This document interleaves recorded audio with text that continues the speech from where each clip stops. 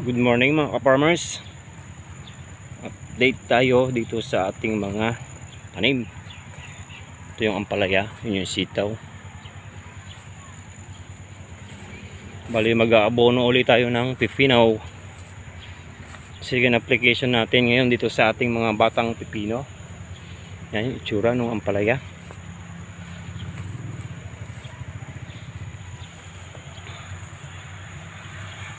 Bali 3 days na nung last tayong nung first nating nag-abono. Ngayon ay abono uli.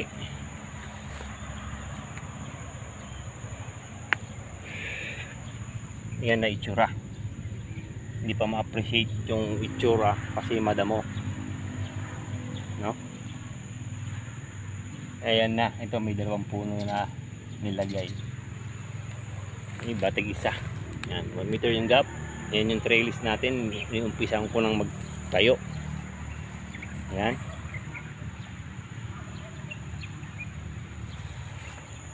Fertilization guide. Second application tayo. Yan yung tsura, no? Pagka tumalab na yung inlagay nating urea.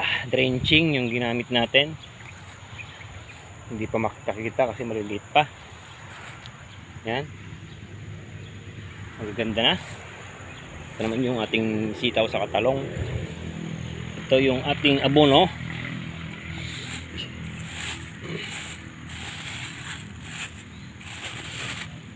Triple 14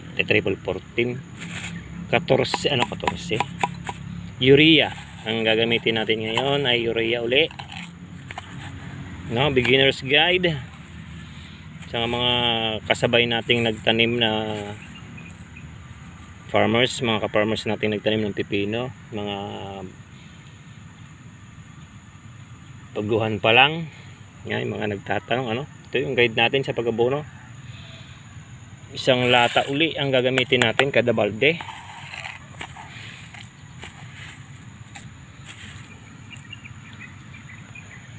First application natin ay may patubig tayo ito. Urea, second urea uli, ano? Tsaka na tayo gumamit ng triple 14 kapag ka namumulaklak na siya. Ngayon ay puro urea lang muna. Mas maganda kasi yung urea ang ginagamit ko. Mas mabilis yung pagbulas ng ating pipino. Ayan, may tubig tayo rito. Dito tayo naman ng tubig. Nagpakuhan tayo ng tubig, nagpatulo. Habang hinahalo natin to, shout out muna tayo kay B Vloggers, shout out sir. Tapos kay Husi Farming Solo ng Japan. Yan, farmers ng Japan yan guys. Daming tanim yan, itatanim din ng pipino. Payari na yata, tapos na yung pipino niya para hindi ko siya nadadalaw ng busy kasi tayo dito sa pagtayo ng trellis. Yan, pag nahalo. Tapos kay Maria Celeste Blase ng Sikihor ba yun? Nailista ko dapat, ano, ayan. Tapos kay Jan Linda ng Bulacan, ayan. Tapos kay Mark Anthony, hindi ko alam kung taga saan si Mark Anthony, pero lagi nating nakasubaybay yan, shout out. Tapos ang pagdilig ay iba na. Ay, ganun pa rin pala. Wali, ilang days pa lang kasi to. Nasa 5 days mula nung tumubo, ano? Ang bilang natin kasi 5 mula pagkatubo. Yan, officially 5 days na yan. 3 days, magti 3 days na, 3 days na ngayon mula nung nag-abono tayo. Ayan. Ang pagdilig ay ganun pa rin guys. 2 puno ang madidiligan dito. Ayan, gumagamit tayo ng ganito. Pero kapag sanay na kayo, pwede na yung malaki para hindi pa balik-balik sa timba. Dahil beginners guide tayo, kailangan gumamit ako ng takalan para madaling sundan, no? Yan ay itsura guys, oh, ang ganda na. Pwede naman kayo gumamit ng calcium nitrate 1620 o Nitrabur, mga unang abono yan.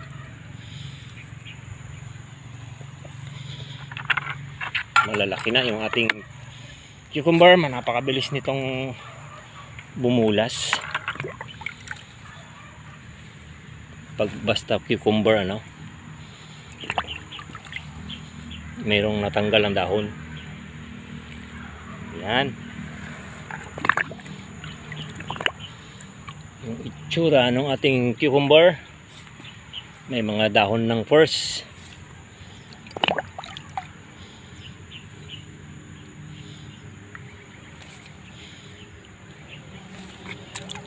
Yan, kalakalahati lang muna, no?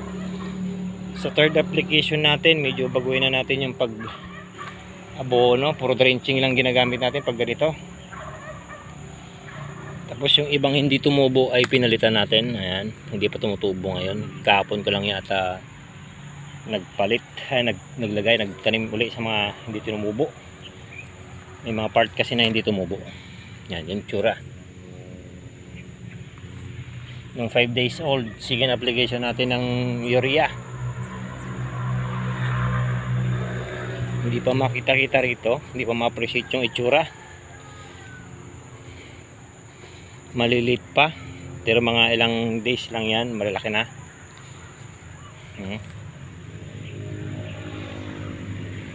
Nagdilig na tayo kasi walang pasok. Bukas ay may pasok. Butuan ngayon kasi. Mamaya pa tayo buboto. Kasi pag gantong umaga, siksikan yun. Daing tao. Yan yung itsura. Part dito. Nakakumabot na pala yung tubig dito. Medyo malalaki na. Magdadalawa na ngayong dahon. Kasi napaaga yung pag drenching natin ng fertilizer. Yan, kahit pa paano na-appreciate na yung itsura dito.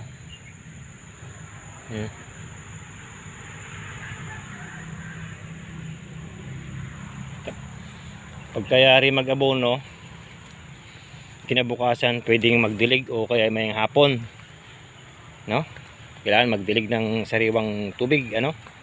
Walang halong abono, dilig para kompleto yung pagkain ni pipino. Pero kung mayroon namang ulan, okay na.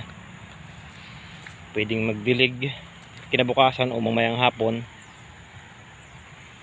para kompleto. Mahirap kasi pagka tuyo, baka hindi makain ni pipino yung ating fertilizer. Ay, kailangan magdilig kinabukasan, ano, mga ka-farmers. Huwag kalimutang magdilig ng tubig lang para kompleto yung pagkain ni cucumber. Ayan, second application natin dito sa ating cucumber. Tapos yung trellis ay letter A, ano. Ang ginamit ko lang ay mga sanga lang ng kahoy, ito ipil-ipil. Yan, tapakita rin natin yung pagkabit ng mga tali dito. Dito matagal na tong mga alambre sa taas. Magti 3 years na tong mga alambre nito. Dinidemolish ko lang tapos kinakabit ulit pagka nagtatanim na naman, ano. Tagal ang buhay ng alambre kasi may kamahalan nga lang, ano. Pero pwede na yung tali-tali lang. Yan na, yung itsura ng 5 days old. Yan, 5 days old yung kalk natin. Ang ginamit natin uli ay urea. Ganun pa rin yung pagdilig, ano. Sa isang lata ng sardinas, 2 puno. Isang lata ng urea sa balde ng tubig, ano. Yan, tutunawin lang na maayos. Tapos kinabukasan magdilig o mamayang hapon. Kunti-kunti lang naman yung dilig. Lalo kung walang ulan, lalo pag tuyo yung lupa, para madaling ma-absorb, madaling tumalab yung ating mga kinakabit, binibigay na abono. Yan, bali pitas tayo mamaya ng sitaw, saka ampalaya. Sa ampalaya naka third pitas na. Kunti-kunti lang yung napipitas pa. Ay nako. Yan. Tapos tong kaliksto. Yan, dahil bulaklak guys. Ganda ng bulas ng kaliksto natin. Oh.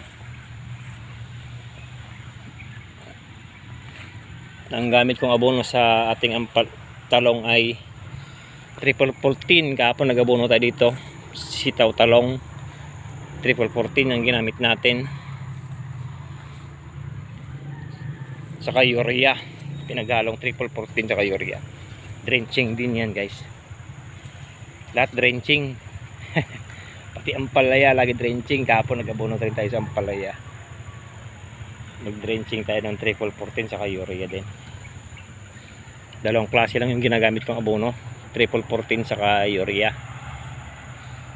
Na, dito matagal pa tayo magagamit ng triple 14. Hintayin muna nating mamulaklak.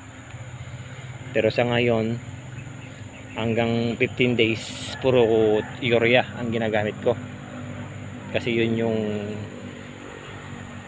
ginagamit ko since pa nung una. Marami naman tayong ginagamit na abono rito, kaso nga lang pinaka the best yung urea pagka ganito palang kaedad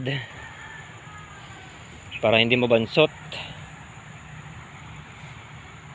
no? Yan guys yung pipino natin. Tapos yung trellis unti-unti nang tumatayo, ano, letter A para matatag kasi double row tong pipino natin, magkabila yung gapangan yan, no? Magandang lang guys, tuloy ko lang to. Thank you.